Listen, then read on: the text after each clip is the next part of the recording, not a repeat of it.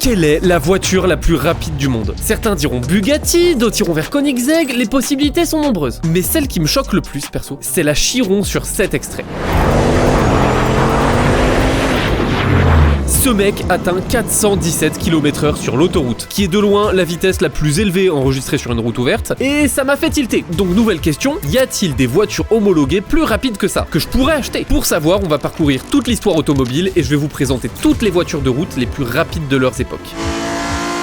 Petit disclaimer, je ne prends en compte que les voitures homologuées pour la route et produites en série. L'idée c'est que si demain t'as un compte bancaire infini, tu peux la prendre direct et te barrer sur l'autobahn maintenant. Et vous allez voir qu'à la fin, on va largement dépasser la vitesse de la Chiron qu'on vient de voir.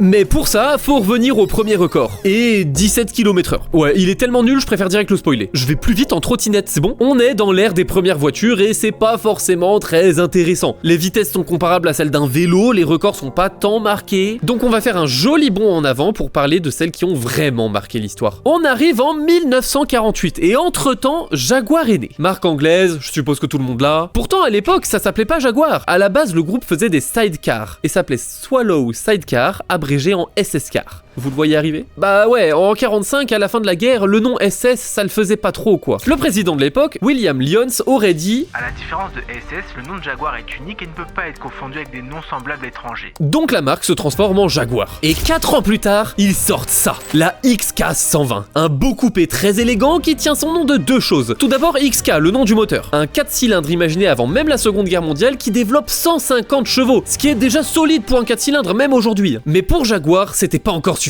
Donc vas-y viens qu'on y greffe deux nouveaux cylindres et qu'on en fasse un V6. Au final, la différence est pas flagrante puisque la version finale fera que 160 chevaux. Mais c'est quand même ce V6 XK qui sera gardé pour la XK120. Et le 120, justement, il vient de l'objectif de cette voiture. 120 miles par heure, ce qui fait environ 193 km/h. Ils ont explosé l'objectif. 200 km/h, c'est la première voiture de série à les dépasser. Du coup, c'est la voiture la plus rapide du monde à l'époque. Bah oui et non.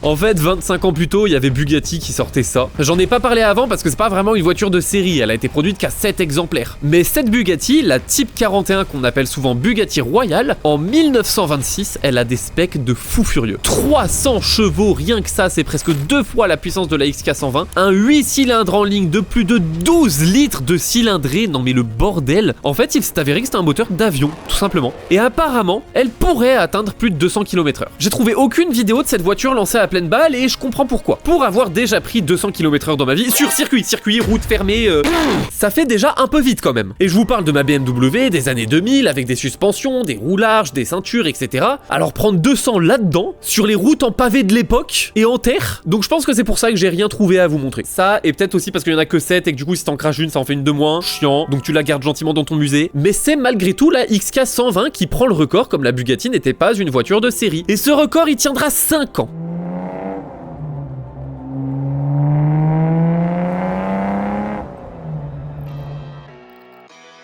En 54, Mercedes-Benz revient et sort la 300 SL. SL pour sport léger et 300 pour la cylindrée, un 6 cylindres en ligne de 3 litres. Cette voiture, c'est en premier lieu une gueule magnifique, regardez-moi ces courbes et ces porte-papillons, je suis amoureux de cette bagnole. Ce qui est impressionnant, c'est qu'elle était déjà magnifique quand elle est sortie, mais qu'aujourd'hui, pile 70 ans plus tard, elle l'est toujours. Elle sortira 225 chevaux dans sa dernière phase et atteindra la vitesse de 240 km/h. J'aime tellement cette caisse que je vais me permettre de vous parler un peu de sa descendance, au cas où l'envie d'en acheter une vous prendrait, mais que vous n'avez pas 2 millions d'euros à mettre là-dedans. Vous avez la 190 SL qui est grosso modo la même caisse mais avec un 4 cylindres d'1,9 litre. Alors ça fait que 100 chevaux, mais pour le poids et l'époque c'est déjà bien. Mais si vous n'êtes pas fan du charme de l'ancien, en 2010 Mercedes vous propose la SLS AMG. Un hommage à cette fameuse 300 SL 50 ans plus tard, mais cette fois-ci avec un V8 atmosphérique de 6 litres 2 de cylindrée qui sort plus de 630 chevaux. C'est une autre époque, on va y arriver dans cette vidéo de toute façon, mais là on n'y est pas encore. On va revenir 50 ans avant la SLS AMG et on va parler d'une voiture qui aurait dû battre le record de Mercedes, mais qui a rencontré un obstacle complètement imprévisible. Jaguar revient avec une évolution de sa série des XK, mais cette fois-ci elle n'en prendra pas le nom, car le nouveau vous dira sûrement quelque chose à l'oreille. Mesdames et messieurs, la Jaguar Type E.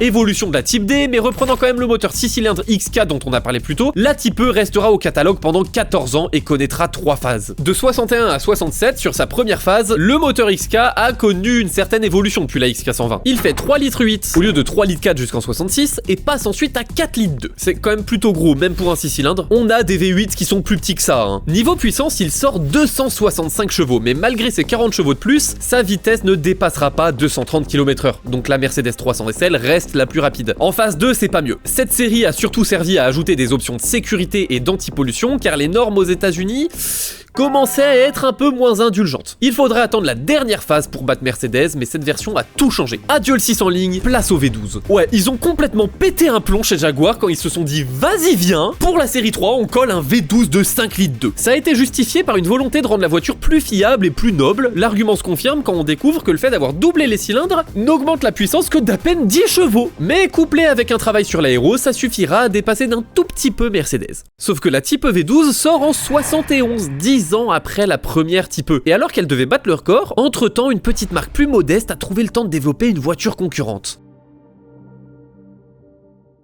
J'ai quand même voulu parler de la Type E car elle est mythique et c'est vraiment une caisse qui me fait rêver, mais en 63, il y a la Iso Rivolta Grifo qui vient tout exploser. C'est une marque italienne pas forcément aussi connue que Ferrari ou autre Lamborghini, mais ils sont quand même bien ancrés dans le monde de la voiture de sport à cette époque. Et la Grifo, c'est une italienne avec un moteur américain. Ouais, c'est un V8 d'origine Chevrolet dedans, alors qu'il sort quand même 300 chevaux. En fait, il y a une histoire plutôt intéressante derrière le développement de cette caisse, parce que l'homme qui l'a développée, vous le connaissez peut-être plus que la marque en elle-même. Giotto Bizzarini travaillait chez Ferrari. Il a commencé à développer la mythique 250 GTO et il s'est fait virer. Alors avec le sel qu'il avait en stock, il est parti chez une autre marque développer un certain V12, mais vous inquiétez pas, on va très vite en parler de ce fameux V12. Donc Bizzarini développe ce moteur, puis se fait embaucher chez un ami, Renzo Rivolta. À ce moment, il voit l'opportunité de créer une concurrente à la 250 GTO avec ce que lui propose Renzo. Donc il accepte. Mais comme ils ont pas trop d'argent ni vraiment de temps, ils font le choix de se fournir ailleurs pour le moteur, d'où ce fameux bloc Chevrolet. Et malgré les 300 chevaux du bloc, ça suffit pas. Donc pour la phase 2, en 66, ils boostent le V8 à 355 chevaux et ils explosent la 300 SL et surtout la Type E V12 avant même qu'elle sorte. Apparemment, la Grifo dépasserait les 250 km/h, ce qui en fait la voiture la plus rapide du monde quand elle est sortie. La marque meurt en 74 avec dans la dernière phase de la Grifo, le fameux V8 poussé à 7 litres et 400 chevaux. Combien ?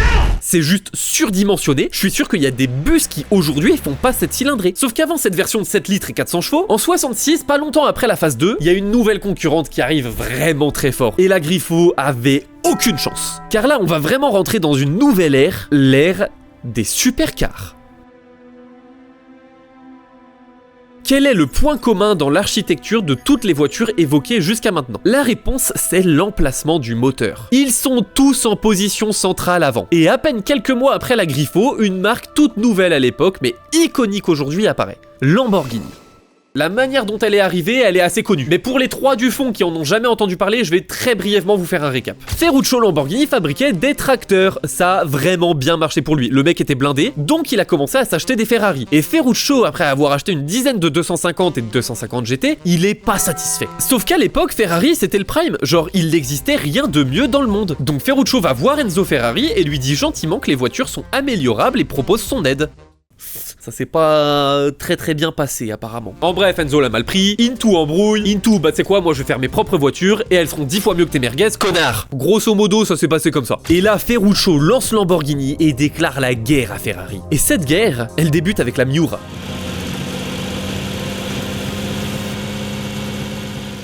Ferruccio décide de faire confiance à une équipe très jeune. Le plus vieux avait 27 ans. À notre époque, à 27 ans, t'es même pas sûr d'avoir un taf à McDo, putain. En 1960, tu pouvais être le chef de projet de la voiture la plus rapide du monde. Après, c'est pas un concours, hein. La Miura est pensée par l'équipe pour être une voiture de show. On veut pas forcément une voiture de course, on veut deux choses. Une gueule à tomber par terre et une V-Max. D'ailleurs, c'est un esprit qu'on retrouve toujours à notre époque. L'Aventador, c'est pas vraiment une voiture de course à proprement parler. C'est une voiture de show. Elle trace en ligne droite et elle est belle à crever. En plus avec le son du V12 Atmo.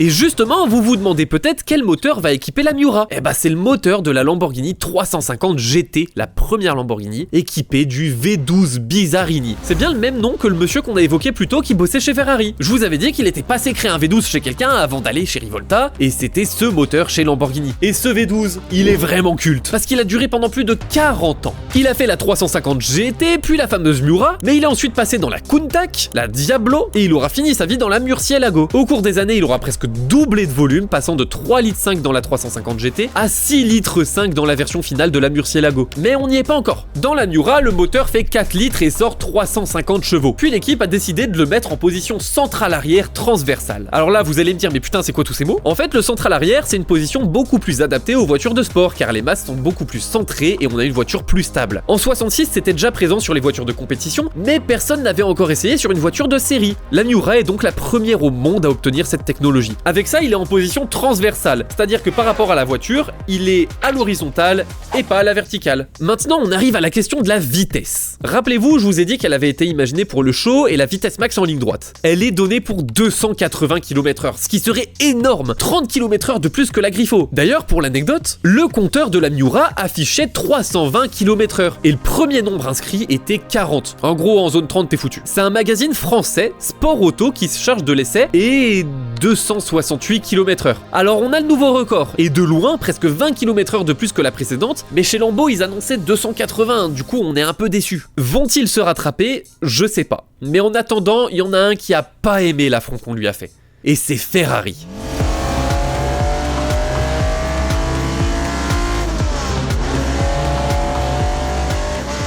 Le son que vous venez d'entendre, c'est celui du V12 de la 250 GTO. En 68, ce moteur est dans la Ferrari 365 GTB4, plus souvent connu sous le nom de Daytona. Alors son vrai nom, c'est bien la 365. Daytona, c'est plutôt le public et les médias qui l'ont appelé comme ça en lien avec le prototype, la Ferrari 330 qui avait obtenu une triple victoire quand même aux 24 heures de Daytona. Je sais que je l'ai beaucoup dit dans cette vidéo, mais vraiment pour cette Ferrari encore plus, je suis amoureux de cette putain de caisse. Non mais voilà, faut le dire, elle est magnifique et sa conception l'est tout autant. Vous voyez la nouvelle mode du moteur en position centrale arrière? Bah Enzo Ferrari, il a dit MDR non. Un V12 avant à l'atmo, point. Le cheval tire le chariot et pas l'inverse. Et le pire, c'est que ça marche. Cette voiture est tellement cool qu'elle est encore d'actualité aujourd'hui. Par ça, j'entends par exemple qu'il y a des morceaux de la voiture, genre les sièges, qui sont toujours proposés au catalogue d'options sur les dernières Ferrari aujourd'hui. Les fameux sièges Daytona. Le moteur V12 en position centrale avant est toujours au catalogue aussi. Et mieux encore, cette voiture est tellement iconique qu'ils en ont sorti un remake avec la même gueule et la même idée. Elle s'appelle la Dolichi Cylindri, pardon pour l'accent, et c'est littéralement une Daytona imaginée 50 ans plus tard. Alors aujourd'hui, cette voiture dépote beaucoup plus que la Daytona, mais quand je vous disais tout à l'heure que malgré ça, elle est toujours d'actualité, c'est valable au niveau des perfs aussi. V12 4 litres 4 de plus de 350 chevaux, 0 à 100 en moins de 6 secondes et une vitesse de pointe de 280 km/h. Là où Lamborghini avait annoncé mais échoué, Ferrari les bat à plat de couture, en gardant leur moteur devant. Mais ça, c'était sans compter que Ferruccio n'avait pas encore vraiment fini sa Miura. Vous êtes pas sans savoir que la plupart des Lamborghini proposent des versions étendues de leur voiture. Par exemple, on a l'Aventador, mais on a aussi l'Aventador S, SV et SVJ. Et au moment où Ferrari sort la Daytona, Lamborghini faisait déjà ça. Ils sortent la Miura S. Et cette fois-ci, ils annoncent 300 km/h. Donc ils rappellent le magazine Sport Auto qui fête son 100e numéro, et c'est un pilote et journaliste, José Rosinski, qui l'essaye. Il fait son essai, et quand il revient, en sortant de la voiture, il aurait dit: Après avoir atteint 288 km/h à 7800 tours minute, je m'en suis tenu là par prudence, car la Miura devenait trop pointue à tenir. Et si ce gars qui est un très très bon pilote nous dit ça, c'est vraiment qu'elle est impossible à tenir pour un conducteur classique. Mais malgré ça, Ferrari est quand même battu. Le nouveau record est fixé à 288,6 km/h. Et ça a quand même duré 8 ans, c'est peut-être l'un des records qui a le plus tenu de la vidéo. Mais c'est pas éternel non plus, et le prochain record va vraiment rentrer dans la légende.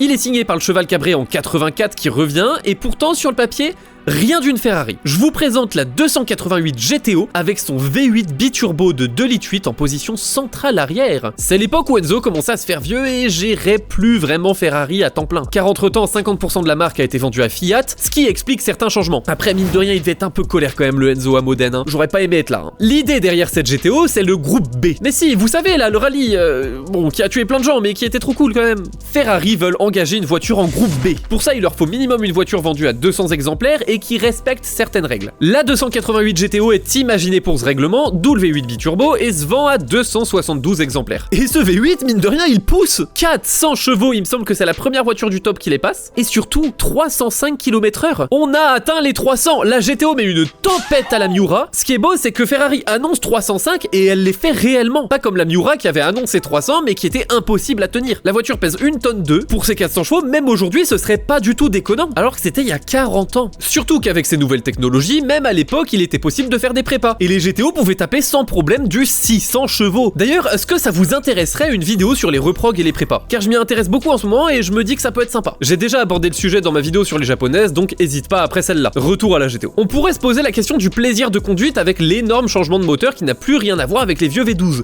Ça donne quoi au volant? Des articles que j'ai pu lire et même de par mon expérience personnelle au volant de certaines Ferrari modernes, c'est un plaisir très différent, mais franchement pas déconnant pour autant. Le turbo, c'est à voir comme une autre philosophie que l'atmosphérique. C'est pas les mêmes sensations, c'est pas fait pour les mêmes personnes, et à titre perso, je préfère l'atmo honnêtement. J'ai récemment pris le volant d'une 458 Italia, et franchement, pour rien au monde, je remplacerais le hurlement du V8 qui l'équipe. Mais des fois, quand même, il y a des moteurs turbo comme la GTO. Putain merde, vous faites chier les gars, c'est trop bien. Et encore, je vous ai pas parlé de la GTO Evolution. C'est celle qui devait être engagée en rallye, sauf qu'ils n'ont pas eu le temps. Le groupe B s'est arrêté avant. Alors la Evolution n'est pas du tout homologuée pour la route évidemment, donc on la comptera pas dans les records, mais je vais quand même vous donner quelques specs. 650 chevaux pour 940 kg. C'est juste une machine à tuer, genre vraiment ça doit tellement être incontrôlable. Il y en a eu 5 de produites. Et faute de pouvoir rouler au groupe B, elle servira au développement d'une autre Ferrari que vous connaissez tous. Je vous dis pas laquelle parce qu'on va en parler très vite. Elle devait suivre la GTO dans la vidéo, mais une marque qu'on n'a toujours pas vue est venue lui couper l'herbe sous le pied.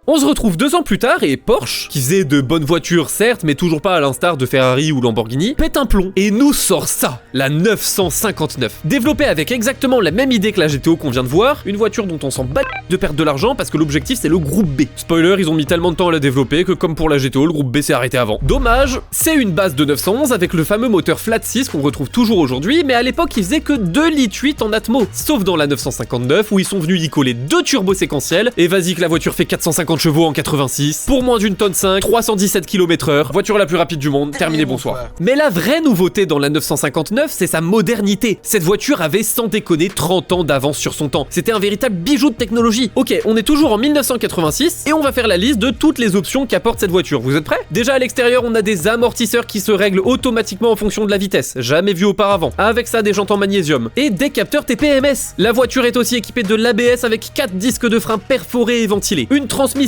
intégrale, donc la voiture est 4 roues motrices avec même la possibilité de la passer à 80% en propulsion. 2 turbos séquentiels, en gros ça veut dire qu'on a un petit turbo pour les bas régimes et un gros turbo pour les hauts régimes. Donc on a constamment de la puissance. On a aussi la direction assistée et un ordinateur de bord en 86. C'est aussi la première voiture à aller aussi vite avec autant de confort. D'ailleurs, cette renommée, il y a que 2 voitures au monde qui peuvent la prétendre et la deuxième on en parle bientôt, pas de panique. À l'époque, si tu voulais aller vite, t'étais obligé de prendre une Miura ou une GTO qui avait des sièges durs comme du béton, pas de radio, pas de clim, et quand la 959 arrive, elle a clim, radio, ce monstre connaîtra une descendance dans la GT1 puis dans la Carrera GT.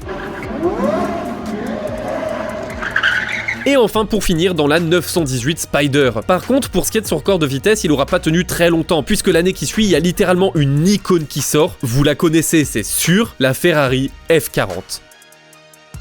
Alors là, oubliez toutes les notions de confort que je vous ai exposées avec la 959. On reprend la 288 GTO comme base et on revient à l'essentiel. F40, Ferrari, 40 ans de la marque. Cette voiture, quand elle est sortie, elle a explosé 3 records à la fois. Déjà la vitesse, elle prend 324 km/h, soit 7 de plus que la 959, voiture la plus rapide du monde. Mais c'est surtout la voiture la plus puissante et la plus chère quand elle sort. 1 720 000 francs, c'est-à-dire environ 500 000 € aujourd'hui, et 478 chevaux. À la sortie, tout le monde était choqué. Ils avaient prévu de sortir 400 exemplaires de Maranello, sauf que malgré le prix, il y a eu plus de 1000 demandes. Donc ils ont craqué, ont relancé la production et on en fait plus de 1300. Enfin bref, on va arrêter du prix et on va s'intéresser à ce bloc qui est juste le même que la GTO en fait. Cette fois-ci par contre, les turbos viennent de chez Hiashi, qui sont des turbos japonais. Et toujours comme pour la GTO, ce moteur turbo, c'est un plaisir qui est différent certes, mais vraiment toujours pas nul. En gros, ça arrache frère à un moment.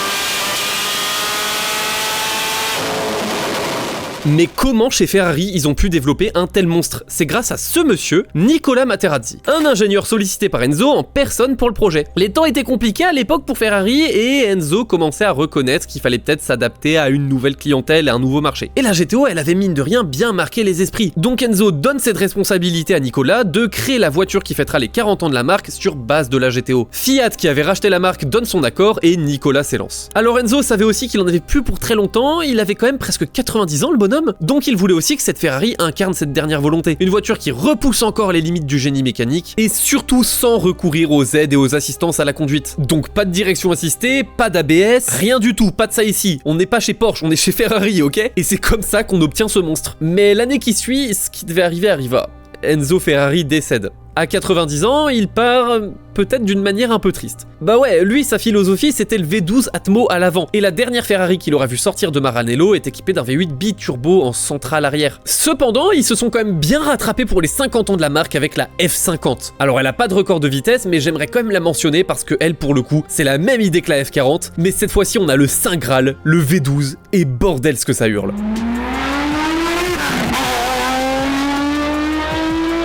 Mais il y en a une autre qui hurle aussi, alors laissez-vous emmener dans une nouvelle décennie, les années 90.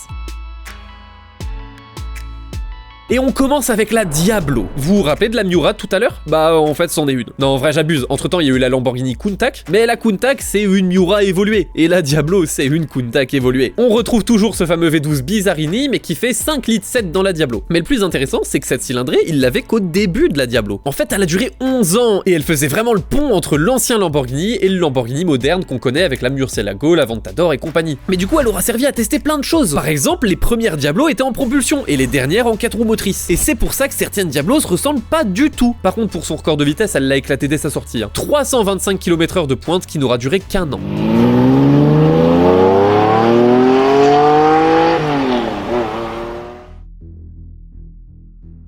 Parce qu'en 91, Bugatti renaît. La marque était morte après la Seconde Guerre mondiale, mais un Italien décide de reprendre le nom dans les années 80, Romano Artioli. Ça faisait 40 ans qu'on n'avait pas vu une Bugatti. Sous l'Arche de la Défense à Paris en septembre 91, il présente l'EB110 GT. EB en hommage à Ettore Bugatti, 110 car c'est l'âge qu'il aurait s'il était toujours en vie, et GT comme sur beaucoup de voitures pour grand tourisme. Un bijou mécanique avec un V12 plutôt petit dans l'absolu, 3,5 litres, mais surtout non pas un, non pas deux, mais bien 4 turbos pour l'accompagner. 560 chevaux pour une vitesse de 342 km/h, ils ont éclaté Lamborghini. Mais c'est pas fini, même pas un an après, ils présentent le B110 SS pour Super Sport. Elle fait 200 kg de moins. Le V12 est boosté à 600 chevaux. Là, on éclate une barre quand même. 600 chevaux en 92, je sais pas si vous vous rendez compte. Puis la vitesse, 355 km/h, un monstre. Mais vous savez ce qui serait encore plus monstrueux? Qu'elle se fasse mettre à l'amende par une voiture sans aucun turbo. Ça serait fou. Mais non, c'est impossible.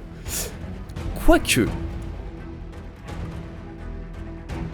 Est-ce que je la présente vraiment? Bon allez, pour les 3 du fond, je vais le faire. On est à la fin des années 80 et McLaren défonce tout en Formule 1. Il gagne avec des noms que vous connaissez forcément, Prost, Senna, etc. Et l'ingénieur de génie qui est Gordon Murray décide de mettre tout le savoir-faire McLaren dans une GT de route. Il veut faire la meilleure voiture du monde. Alors avec une trentaine d'ingénieurs, ils se mettent sur le projet en 89. La voiture est monstrueuse sur le papier. Châssis en carbone, aérofrein. La voiture est ultra en avance. Tellement qu'elle a même un modem intégré pour que le siège de McLaren puisse intervenir sur ta voiture à distance pour tout l'entretien électronique. Côté moteur, on a un V12 d'origine BMW de plus de 6 litres qui a été allégé et boosté spécialement pour la McLaren F1. D'ailleurs, toute la voiture dans sa globalité a été pensée pour le poids. Au total, elle fait 1140 kg. Et ce pour 629 chevaux. Je vous laisse imaginer la poussée du bordel.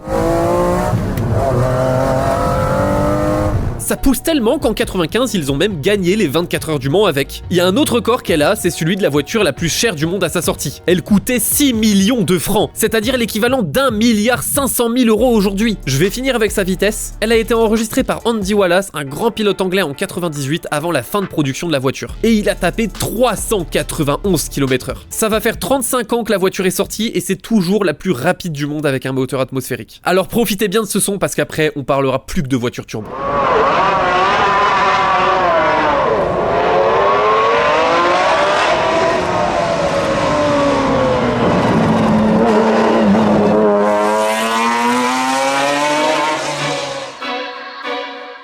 On va également en profiter pour carrément changer de millénaire. Ça se passe en 2005 et cette fois-ci j'étais né. Bon, j'avais 1 an, j'aimais pas encore particulièrement les bagnoles, mais je suis sûr que si j'avais pu monter dans une Bugatti Veyron, j'aurais kiffé de fou, même à 1 an. Bugatti Veyron qui est une Volkswagen en fait. Ouais, dit comme ça fait pas rêver, mais techniquement c'est vrai. Volkswagen a racheté Bugatti et a mis dans sa Veyron un moteur en W16 qui est typique des Volkswagen. C'est une architecture qu'on retrouve par exemple dans la Phaeton ou même dans quelques Golf. Sauf que d'habitude, c'est une architecture qui prend des moteurs de 6 à 12 cylindres, ce qui est déjà formidable, hein. Mais dans la Veyron, qui tient d'ailleurs son nom du pilote Pierre Veyron, donc non, ça se prononce pas Veyron, par pitié, c'est un W16, un 16 cylindres de 8 litres avec 4 turbos pour le pousser. Ça fait 1001 chevaux, elle met plus de 370 chevaux à la McLaren F1. Avec ça, une coque en carbone, une carrosserie en aluminium, des freins en carbone céramique, et même une boîte auto 7 rapports à double embrayage. Mais le plus insolent dans tout ça, c'est que la voiture est ultra confort. À l'intérieur, des sièges chauffants, une clim, la radio, et le tout dans une ambiance très luxueuse. Aucun plastique, seulement de l'alu, du cuir ou même du verre. D'ailleurs, fun fact, il y a 3 compteurs sur ce tableau de bord. Un central pour le compte-tour, celui de droite indique la vitesse, et celui de gauche indique le nombre de chevaux en train d'être utilisé. Alors du coup, quand on délivre les plus de 1000 chevaux, à combien on va? Le record est enregistré à 408 km/h, le toit ouvert. Ouais, la Veyron est un roadster, donc c'est lorsqu'elle sort la voiture la plus rapide du monde, mais encore aujourd'hui, elle détient le record de la décapotable la plus rapide du monde. Bugatti se battront eux-mêmes avec la version Super Sport de la Veyron en 2010 à 431 km/h. Donc là, ils sont tellement chauds chez Bugatti,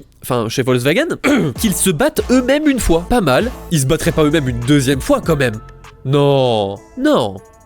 Bon bah voilà, je vous présente la Bugatti Chiron Super Sport 300+, sur base de la Bugatti Chiron classique sortie en 2016, qui tient aussi son nom d'un pilote d'ailleurs, et qui surtout fait « Oh putain de merde quand même !» Cette Chiron est une version super sport comme on a pu le voir avec le B110 et la Veyron, sauf que celle-ci est encore plus boostée et s'appelle 300+, pour 300 miles par heure, soit 482 km/h. Elle voit sa puissance monter à 1600 chevaux, toute la carrosserie est en carbone, des gros travaux sont faits sur l'aéro, et les pneus ont été spécialement conçus par Michelin, des pneus qui ont été capables de tenir plus de 500 km/h sans aucun dommage sur un banc. 2 août 2019. Andy Wallace, le pilote de la McLaren F1 pour son record, revient sur le même circuit 21 ans plus tard, au volant de cette Super Sport 300+. Il déboule du virage à plus de 200 km/h et s'engage dans 70 secondes d'accélération pure. Il prendra 490 km/h et explosera l'objectif de 300 miles puisque ça correspond à 304 miles par heure. Suite à ça, Bugatti a annoncé se retirer de la course à la vitesse. Bah ouais, après tout, qui pourrait faire mieux que ça? Personne. Aucun constructeur n'a réussi à faire mieux. Aucun constructeur, certes, mais si un préparateur automobile tentait l'expérience, ça donnerait quoi? Courant des années 2010, un petit préparateur du Texas en Amérique se dit « Vas-y viens, on prend ma banale Ford GT de 550 chevaux et on en fait la voiture la plus rapide du monde. » Ouais? Alors cette Ford GT date de 2006, c'est un V8 5 litres 4 qui développe 550 chevaux avec un compresseur, ce qui est déjà très honorable. Sauf que ce compresseur va se faire remplacer par 2 turbos, et c'est tout ce qu'on sait. Les préparateurs ont tenu à garder les modifications secrètes. Le 9 décembre 2022, le verdict tombe sur une piste en Floride. La Ford GT qui avoisine maintenant l'astronomique nombre de 2700 chevaux, alors c'est une estimation, aucun banc a été capable de mesurer en fait, s'élance. Le pilote pose sa main gauche sur le volant à la Toretto et la main droite sur la boîte manuelle qui est restée. Il enchaîne les rapports et la voiture fuse comme un avion. Alors avant de vous dévoiler la vitesse, il me paraît important de vous préciser quelque chose. Je vous ai dit que cette vidéo concernait que les voitures homologuées pour la route. Et la Ford GT est validée. Alors je sais pas dans quel monde ça a été possible, mais cette voiture est bien en capacité de prendre la route légalement. Le propriétaire le fait d'ailleurs régulièrement. Mais on va revenir sur la piste en Floride. Après avoir passé la 6ème, il atteint 310,8 miles par heure.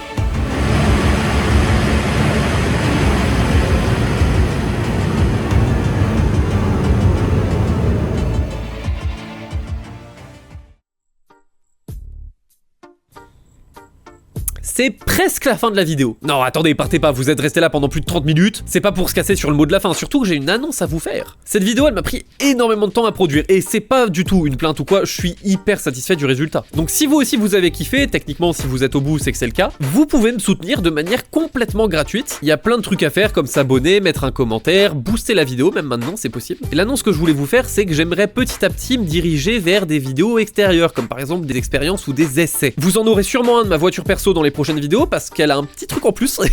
Mais si vous aussi vous avez chez vous des voitures intéressantes qui ont une histoire ou une particularité et que vous voulez les partager, je vous laisse mon mail et mon Insta dans la description. Si jamais vous voulez la faire passer en vidéo, n'hésitez pas.